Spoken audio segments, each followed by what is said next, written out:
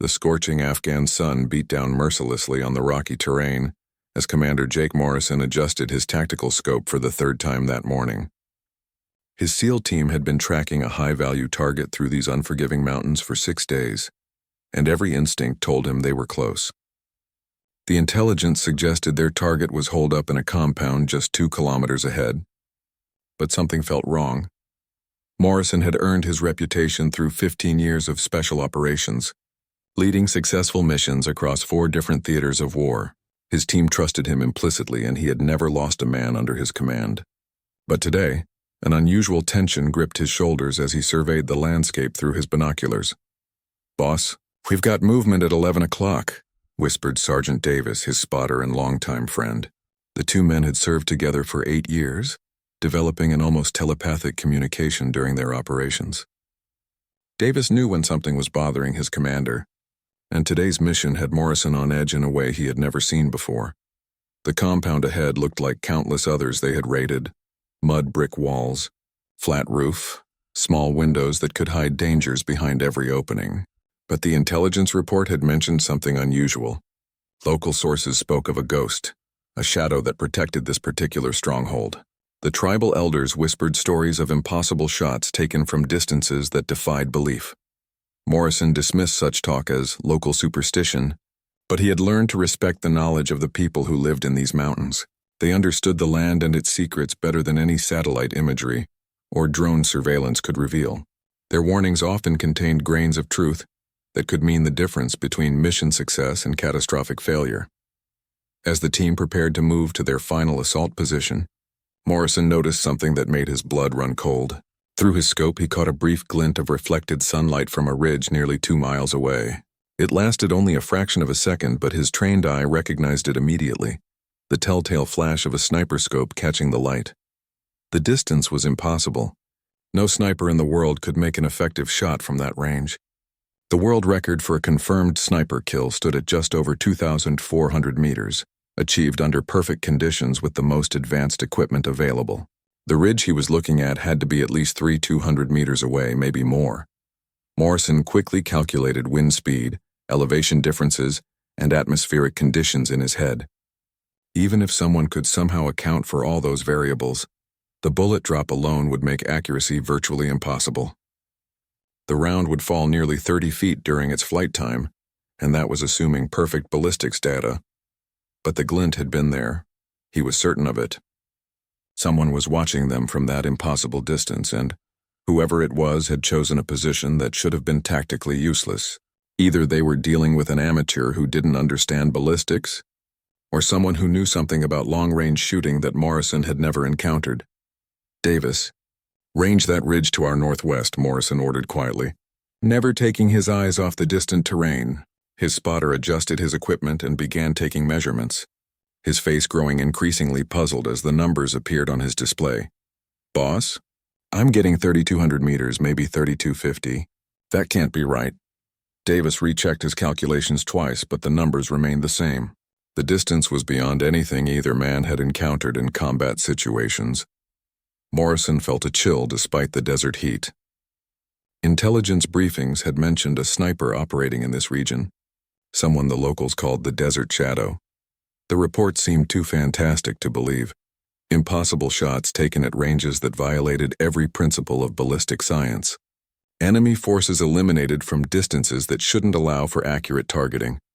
The most incredible report claimed a confirmed kill at 3,247 meters, a shot that military experts had dismissed as propaganda or measurement error.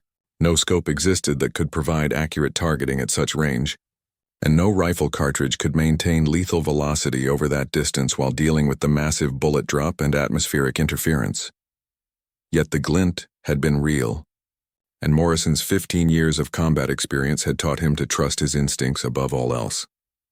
Something was out there on that ridge watching his every move, and the tactical implications were staggering. If someone could actually make shots at such distances, traditional military doctrine would need complete revision. Morrison made a decision that went against his every tactical instinct. Instead of proceeding with the planned assault, he ordered his team to take defensive positions and observe. If there really was a sniper capable of impossible shots watching them, Rushing into the open could result in casualties from an enemy they couldn't even see, let alone counter.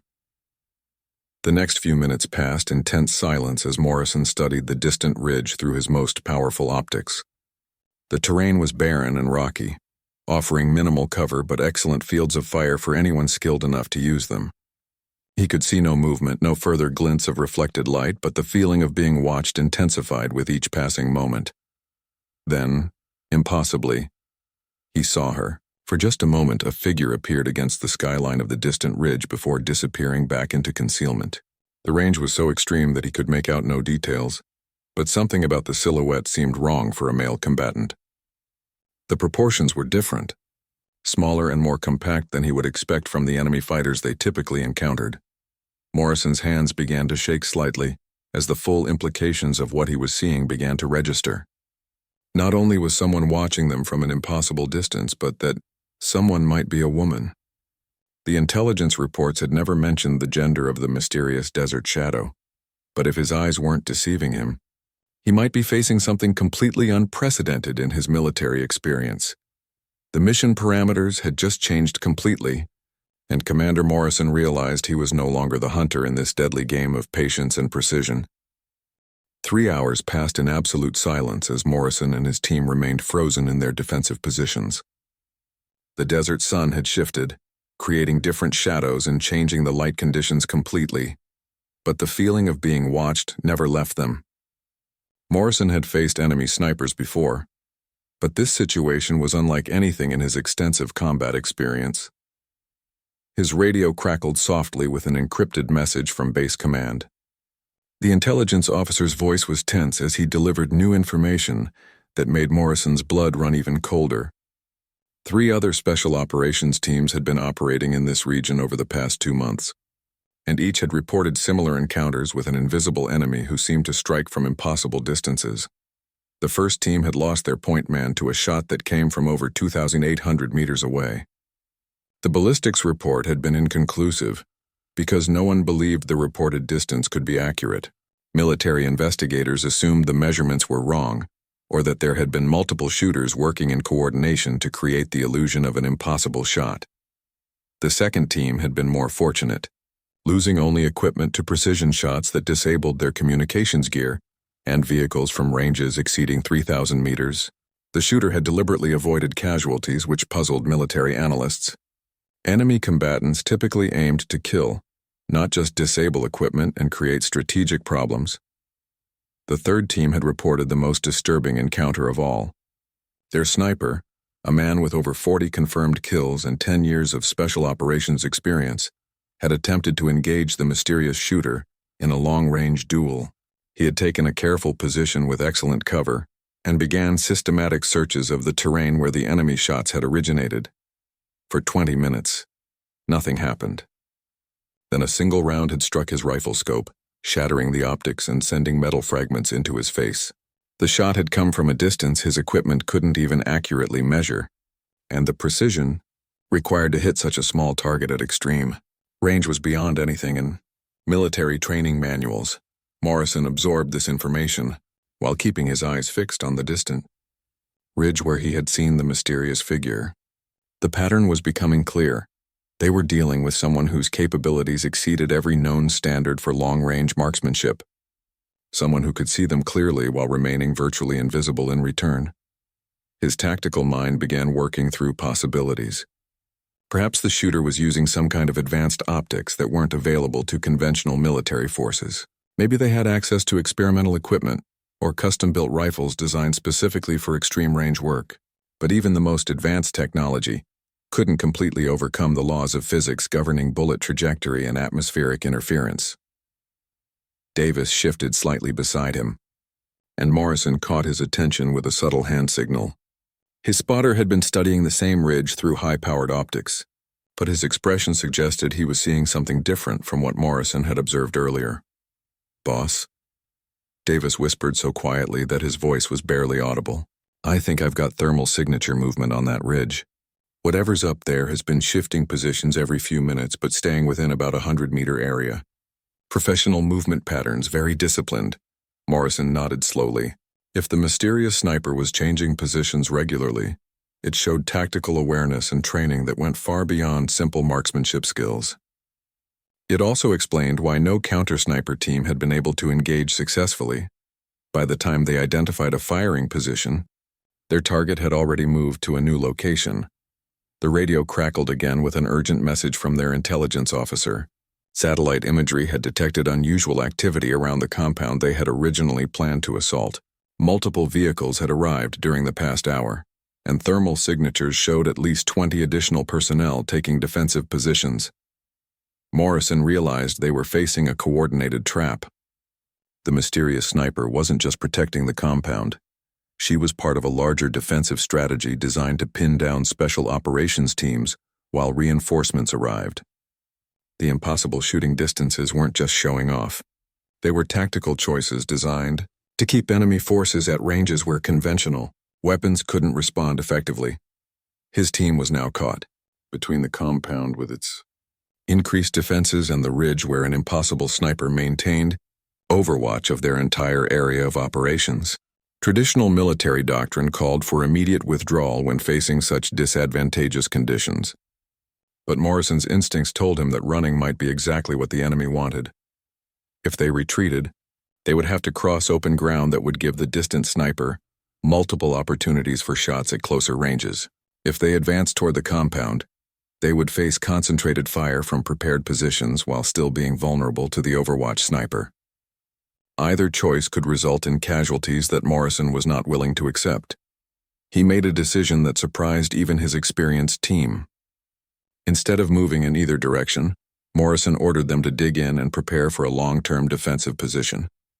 If they couldn't safely advance or retreat, they would force the enemy to come to them while maintaining whatever cover and concealment they could find. The decision was tactically sound, but it also meant accepting that they were now engaged in a battle of patience with someone whose capabilities they didn't fully understand. Morrison had to assume that every movement his team made was being observed and analyzed by someone who could strike with lethal precision from a distance that made counter-battery fire impossible. As the afternoon wore on, Morrison found himself studying the distant ridge with an intensity that bordered on obsession. Somewhere out there, a person with extraordinary skills was making tactical decisions that would determine whether his team survived this mission. The gender of his opponent seemed less important now than the growing realization that he was facing someone whose training and experience might exceed his own. The Desert Shadow had earned her reputation through encounters with some of the most elite military units in the world, and each confrontation had ended with her maintaining tactical superiority. Morrison began to understand that he wasn't just facing a skilled sniper. He was facing someone who had studied his tactics and those of his fellow commanders, learning from each encounter and adapting her strategies accordingly. For the first time in his military career, Commander Morrison was beginning to feel like the student, rather than the teacher in a deadly lesson about modern warfare. The setting sun painted the Afghan mountains in shades of orange and red, as Morrison realized they would be spending the night in their exposed position. His team had managed to improve their cover during the daylight hours, but darkness would bring new challenges and opportunities for both sides of this deadly standoff. Night vision technology would give his team some advantages, but Morrison suspected their opponent had access to similar equipment.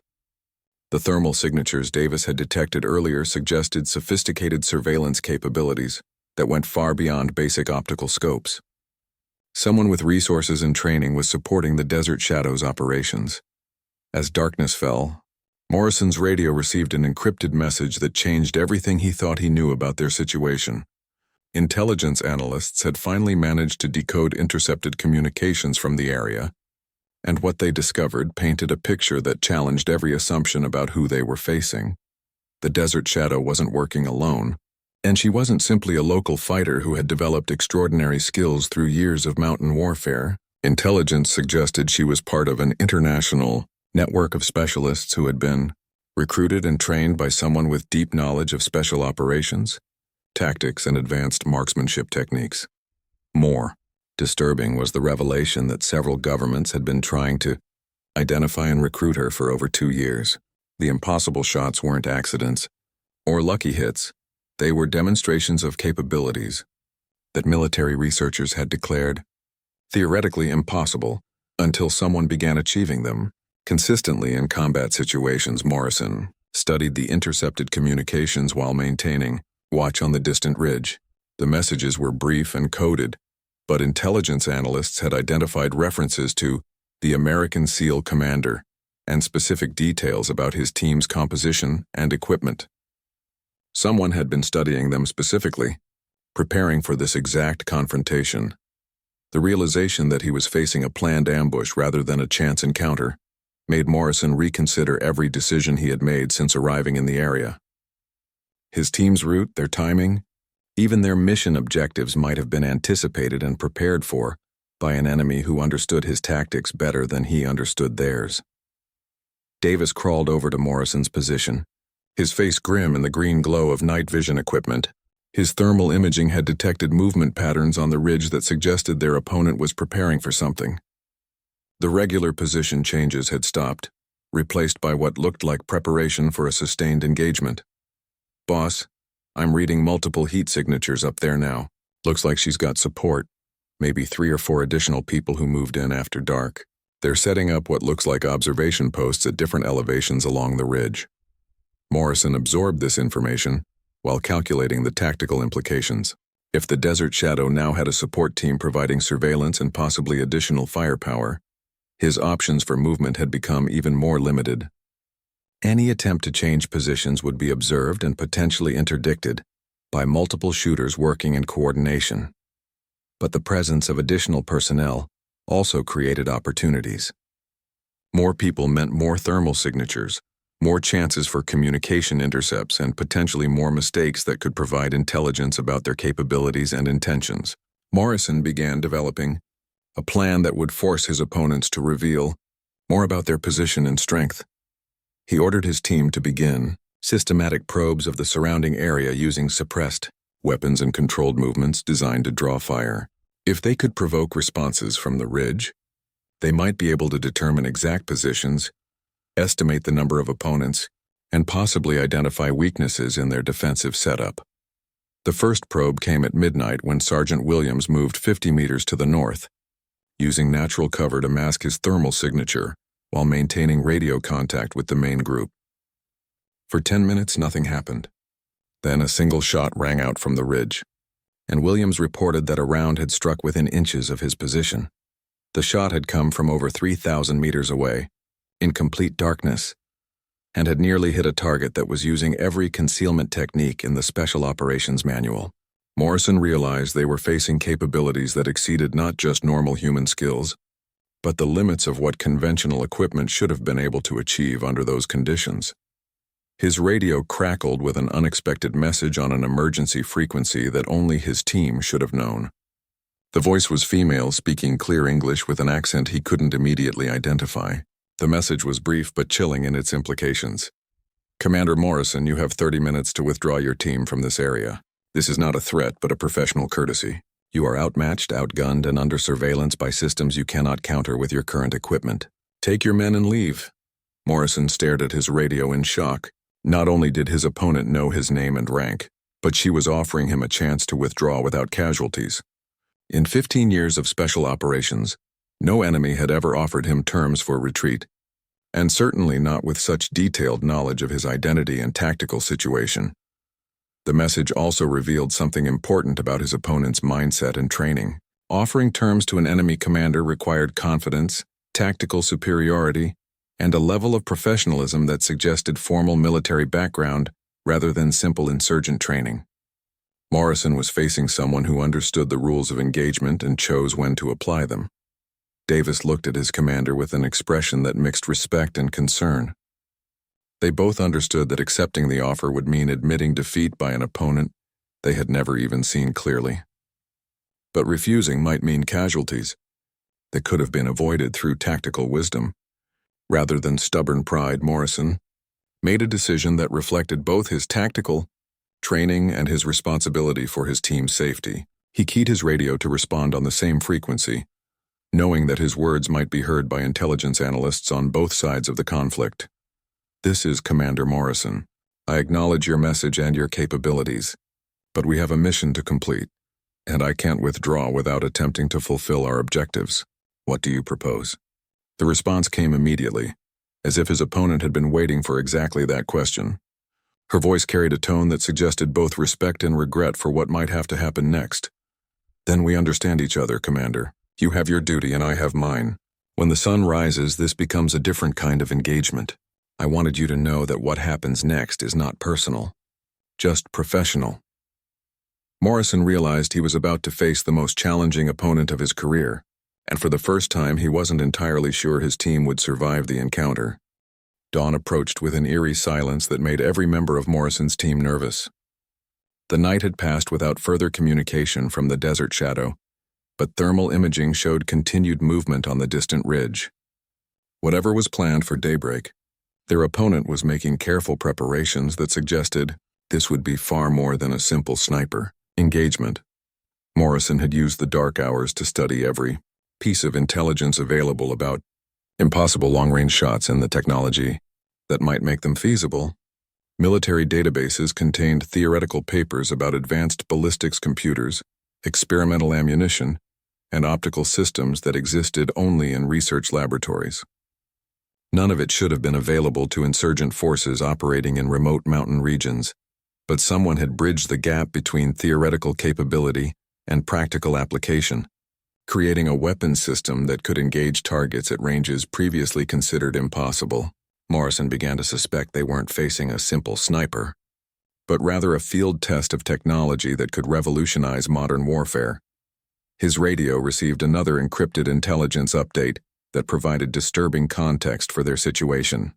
Satellite imagery showed unusual activity at military research facilities in 3 different countries over the past 6 months.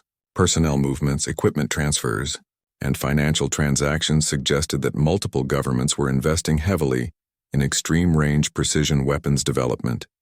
The Desert Shadow might not be an independent operator after all, but rather a field agent testing prototype equipment for whoever was funding her operations.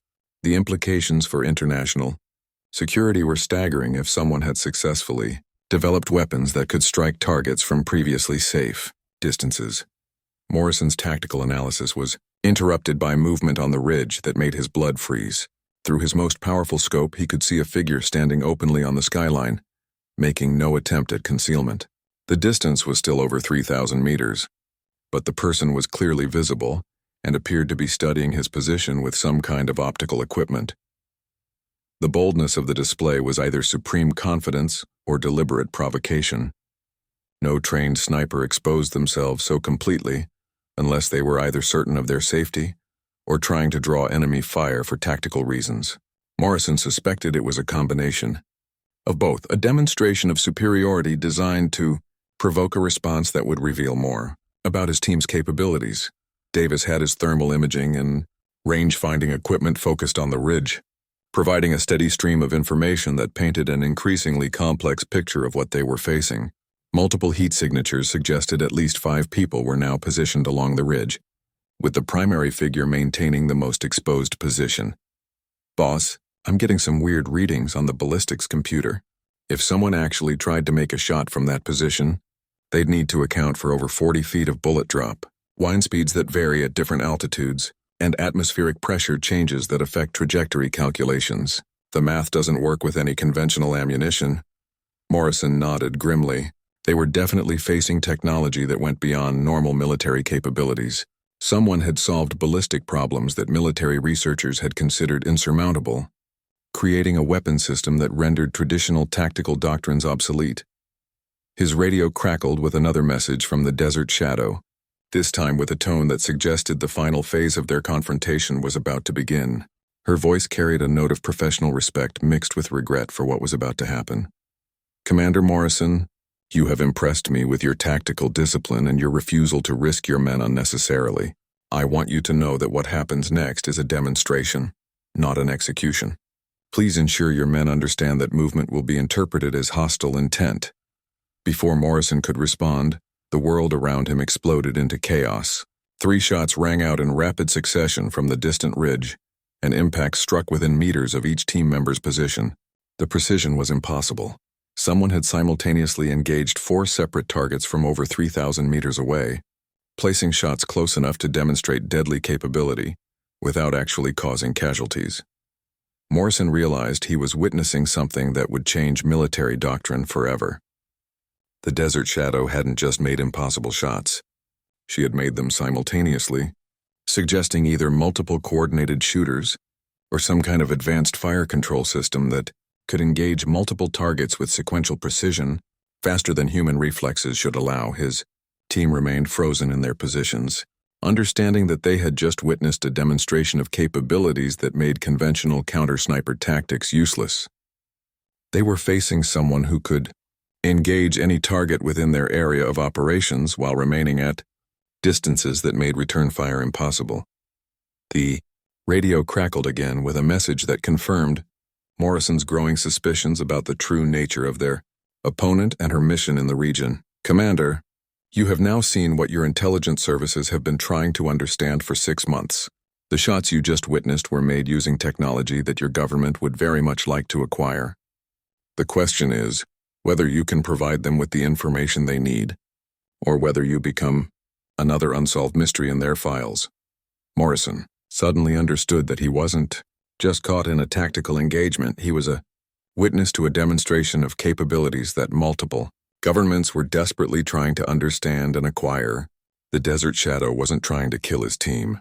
She was showing them something that intelligence agencies around the world wanted to see. The implications were staggering. If she was working for a foreign government or private organization, the technology demonstration could be an attempt to either sell advanced weapon systems or demonstrate superiority that could influence international negotiations. If she was working independently, she might be trying to attract the attention of potential buyers for her services and equipment. Morrison made a decision that went against every instinct developed through 15 years of military service. Instead of trying to complete his original mission or extract his team from danger, he keyed his radio to respond directly to someone he was beginning to realize might not be his enemy at all. "This is Commander Morrison. I'm listening. What do you want us to see? And what do you want us to report when we return to base?" The response came immediately, and for the first time, the Desert Shadow's voice carried a hint of something that might have been relief. "Finally, Commander, someone who understands that this is bigger than a simple military engagement. You are about to witness the future of warfare, and your report will determine whether your country adapts to that future or becomes a victim of it."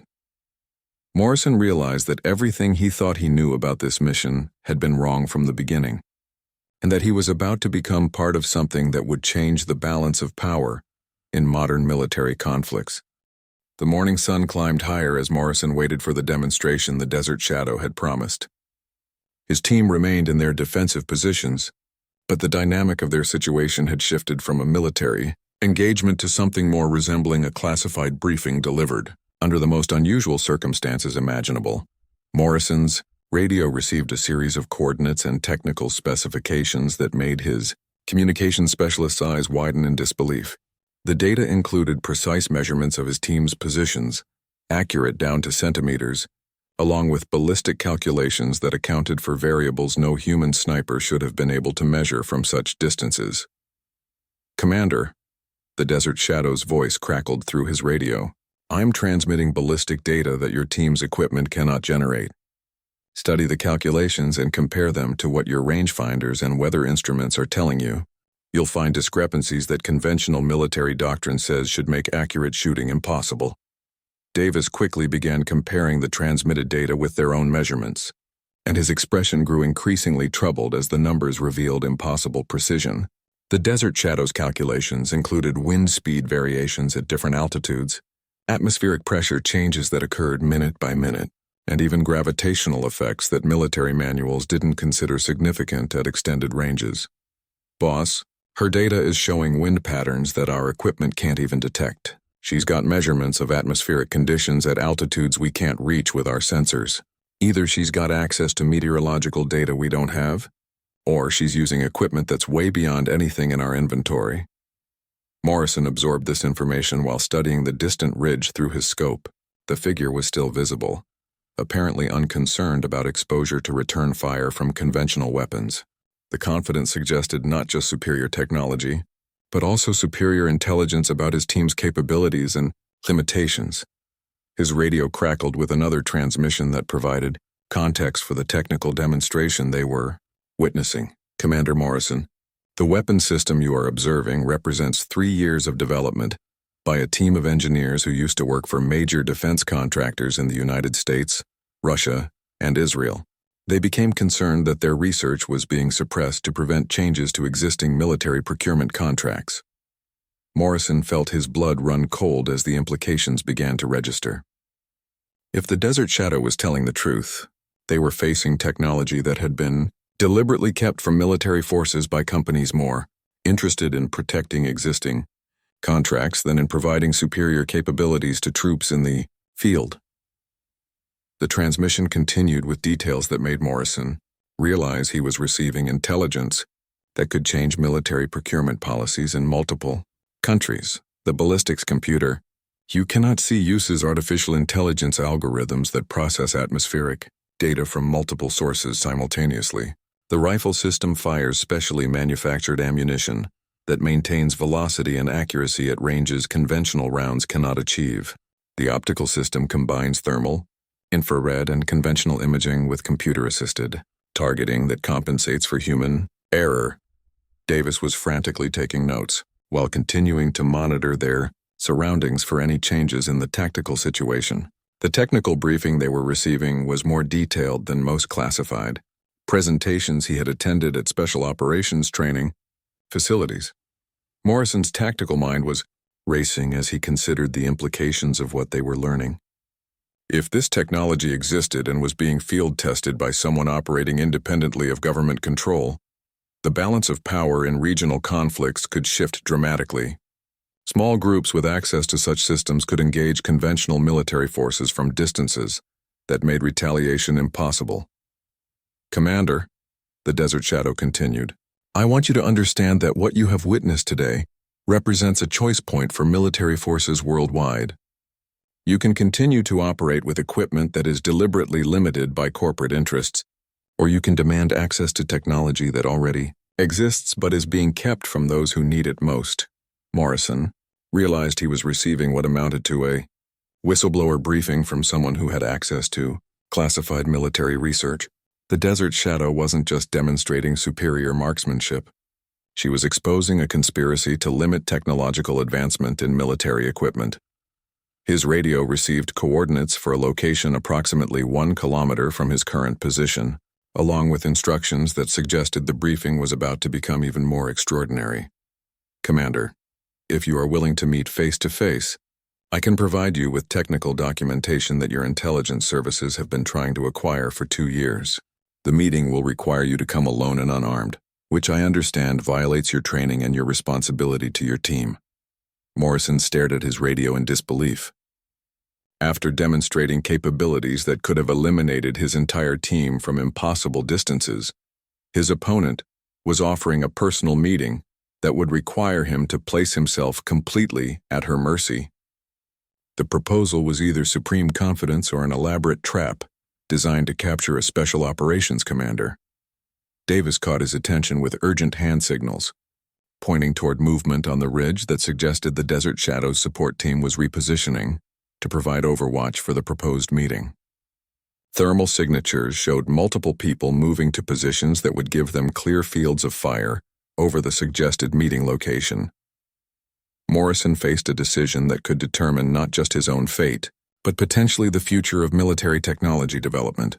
If the Desert Shadow was telling the truth about suppressed research and deliberately limited military equipment, meeting with her could provide intelligence that would save lives in future conflicts.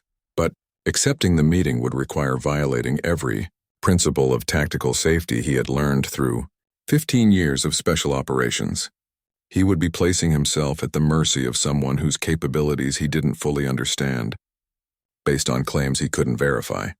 Morrison keyed his radio to respond, knowing that his decision would be studied and analyzed by intelligence services that monitored all special operations communications. I'll meet with you, but I want guarantees for my team's safety regardless of what happens during our conversation. They follow orders and extract safely even if this goes wrong for me.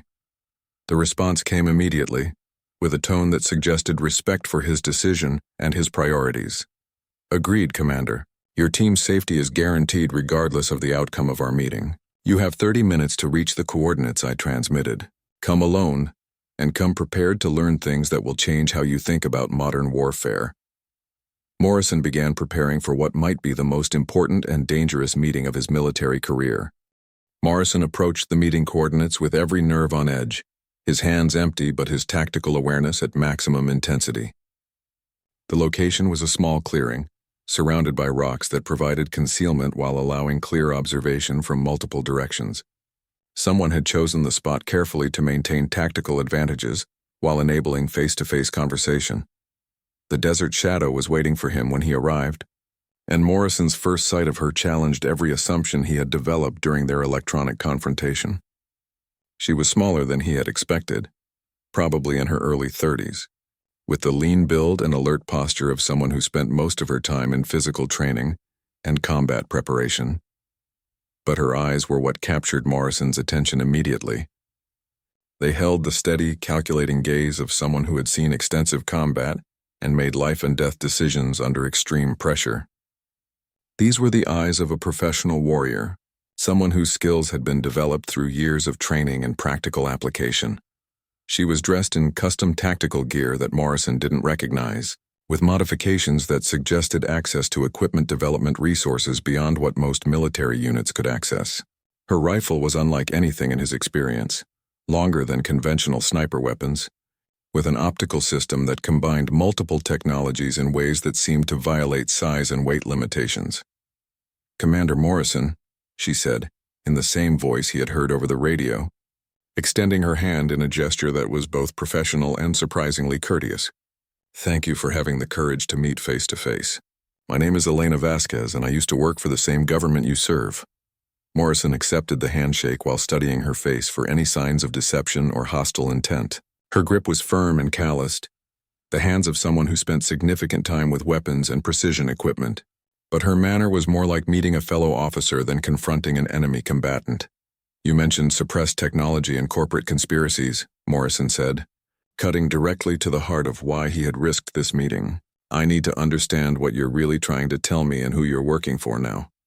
Elena gestured toward her rifle, which was resting against a nearby rock formation. "This weapon system cost $4 million to develop and manufacture. It incorporates technology that 3 different defense contractors have declared impossible to produce at reasonable cost. Yet here it is, and it works exactly as you witnessed this morning." She retrieved a tablet computer from her equipment pack and showed Morrison technical specifications that made his engineering background struggle to keep up. The documents detailed ballistics computers that processed atmospheric data in real time, ammunition designed with materials that conventional military forces couldn't access, and optical systems that combined multiple imaging technologies. "The companies that developed this technology have been sitting on it for 3 years, Elena continued, because releasing it would make their existing contracts worthless. Military forces worldwide are using equipment that is deliberately inferior to what could be produced with existing research." Morrison studied the technical documents while processing the implications of what he was learning. If Elena was telling the truth, defense contractors were prioritizing profit margins over providing superior equipment to troops who risked their lives in combat situations. "Why are you showing me this instead of taking it to official channels?" Morrison asked.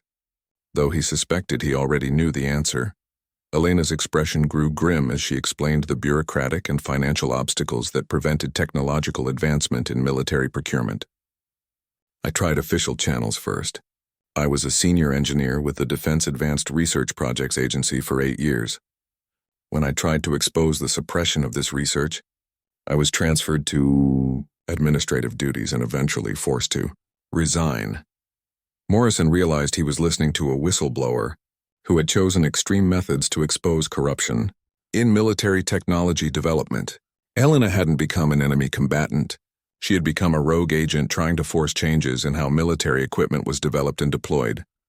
"The demonstration you witnessed today," Elena continued, "was designed to get the attention of special operations commanders who understand the tactical implications of superior equipment. Your report will be read by people who can force changes in procurement policies." Morrison began to understand the true scope of what Elena was trying to accomplish. By demonstrating impossible capabilities in combat situations, She was forcing military leadership to confront the gap between available technology and what troops were actually given to use. "How many other people are involved in this?" Morrison asked, glancing toward the ridge where he knew Elena's support team was maintaining overwatch on their meeting. Elena smiled for the first time since their conversation began, and Morrison caught a glimpse of the person she had been before becoming the Desert Shadow. 12 former defense contractors, 6 ex-military engineers, and 3 intelligence analysts who became tired of watching good people die because they were denied access to technology that could save their lives. Morrison felt a chill as he realized the scope of the conspiracy Elena was describing.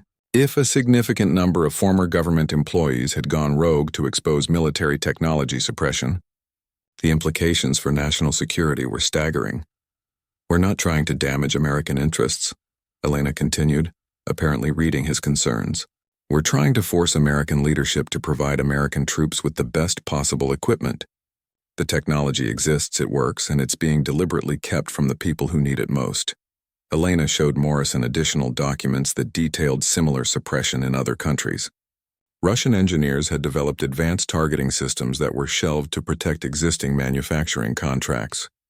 Israeli researchers had created armor materials that were declared too expensive for mass production, despite their superior protective capabilities. "This is bigger than just American military procurement," Elena explained. "Defense contractors worldwide have created a system that prioritizes steady profits over technological advancement. Troops die with inferior equipment, while superior alternatives sit in research laboratories." Morrison studied Elena's face while processing everything he had learned. Her motivation seemed genuine. Her technical knowledge was obviously extensive, and her willingness to risk everything to expose corruption suggested a level of commitment that went beyond personal gain. But accepting her claims would mean acknowledging that his own government and military leadership had been deliberately providing inferior equipment to special operations teams. The implications for trust and military effectiveness were almost too significant to contemplate. "What do you want me to do with this information?" Morrison asked, though he suspected the answer would place him in an impossible position between loyalty to his chain of command and responsibility to his troops. Elena's expression became deadly serious as she outlined what she hoped Morrison would accomplish with the intelligence she was providing. "Your report on this encounter will be read by people who make procurement decisions. If you describe what you witnessed accurately, they'll be forced to investigate why similar capabilities aren't available to American forces." Morrison realized that Elena was asking him to become part of her campaign to expose military technology suppression. His report could provide the credible testimony that intelligence services needed to justify investigating defense contractor practices. "And if I refuse to include this information in my official report?" Morrison asked, testing Elena's commitment to her claimed principles. Elena's reply carried the weight of someone who had already sacrificed everything for her cause. "Then you return to your base, complete your mission reports, and continue to operate with equipment that is deliberately inferior to what your enemies might be using. Your choice, Commander." Morrison faced a decision that would define not just his own career, but potentially the future of military technology development. Elena had provided him with information that could save lives, but using it would require challenging the very system he had sworn to serve. 6 months later, Commander Morrison sat in a classified briefing room at the Pentagon, watching as military procurement officials studied technical specifications that had been extracted from his mission report. The investigation Elena had predicted was now in full swing, with congressional committees demanding explanations for the technology gaps that Morrison's encounter had exposed. Elena Vasquez had disappeared completely after their meeting, but her impact on military technology development was becoming increasingly visible. Defense contractors found themselves under intensive scrutiny as investigators compared available research with deployed equipment capabilities. The discrepancies were exactly as Elena had described. Morrison's team had returned safely from their mission, but none of them had been quite the same since witnessing the demonstration of impossible marksmanship. They understood that they had been participants in something that would change military doctrine and equipment development for years to come. The official investigation had uncovered a pattern of technology suppression that extended far beyond Elena's specific claims. Multiple defense contractors had indeed been sitting on advanced research while providing deliberately limited equipment to military forces. The financial motivations were exactly as she had described. On protecting existing contracts was more profitable than developing superior alternatives, but the investigation had also revealed something Elena hadn't mentioned during their conversation. Intelligence agencies had been aware of the technology suppression for over 2 years, but had been unable to find a way to expose it without damaging relationships with major defense contractors. Elena's dramatic demonstrations had provided the political cover needed to force changes. Morrison learned that his mission had never been about the compound they were supposed to assault. Intelligence services had deliberately sent his team to an area where they would encounter Elena, knowing that a credible special operations commander's testimony would carry more weight than years of bureaucratic investigations. The realization that he had been manipulated by his own government was difficult to accept, but Morrison also understood that the manipulation had served a purpose larger than his personal comfort. Elena's technology demonstrations had forced changes that were already saving lives in combat situations worldwide. American forces were now receiving access to advanced targeting systems, improved ballistics computers, and enhanced ammunition that had been available in research facilities for years. Similar changes were occurring in allied nations as the investigation expanded to include international technology suppression. Elena had achieved exactly what she intended, though the cost to her personal freedom and safety had been enormous. Intelligence services worldwide were now searching for her and her team of rogue engineers, not necessarily to arrest them, but to understand what other suppressed technologies they might be willing to expose. Morrison's final official report on the Desert Shadow incident had become required reading for special operations commanders throughout the military. His detailed description of Elena's capabilities had forced tactical doctrine changes and equipment upgrades that enhanced the effectiveness of elite military units, but Morrison also included something in his report that wasn't required by official channels. He described Elena Vasquez as a patriot who had sacrificed everything to ensure that American troops received the best possible equipment. His characterization helped shape how intelligence services approached their ongoing search for her and her associates. 6 months after their meeting, Morrison received an encrypted message on a frequency that only Elena could have known about. The message was brief but carried implications that suggested her campaign against technology suppression was far from over. Commander, thank you for keeping your word about the report. Phase 1 is complete. American forces now have access to technology that was being deliberately withheld. Phase 2 involves ensuring that the same standards are applied to defensive systems and medical equipment. Some fights require different kinds of warriors. Morrison realized that Elena's work as the Desert Shadow had been only the beginning of a larger campaign to expose technology suppression across multiple areas of military development. Her demonstration of impossible marksmanship had been designed to capture attention, but her real goal was systematic: reform of how military technology was developed and deployed. The message ended with coordinates for a location in Eastern Europe where intelligence suggested new demonstrations were being planned. Morrison understood that Elena was offering him another opportunity to witness technology demonstrations, but this time focusing on defensive capabilities rather than offensive systems. Morrison faced another decision about whether to involve himself in Elena's continuing campaign.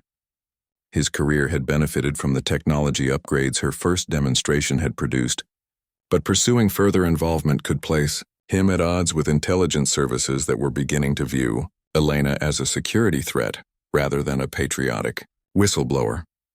As Morrison studied the coordinates Elena had transmitted, he realized that the Desert Shadow had accomplished something unprecedented in modern military history.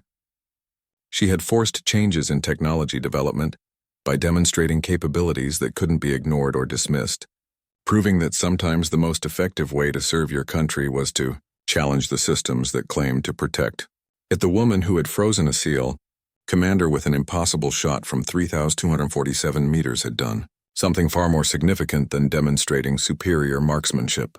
She had proven that individual courage and technical expertise could force changes in systems that seemed too large and powerful to challenge. Morrison kept Elena's latest message classified, but he began preparing for another mission that would take him far from official channels and closer to the continuing evolution of modern warfare technology.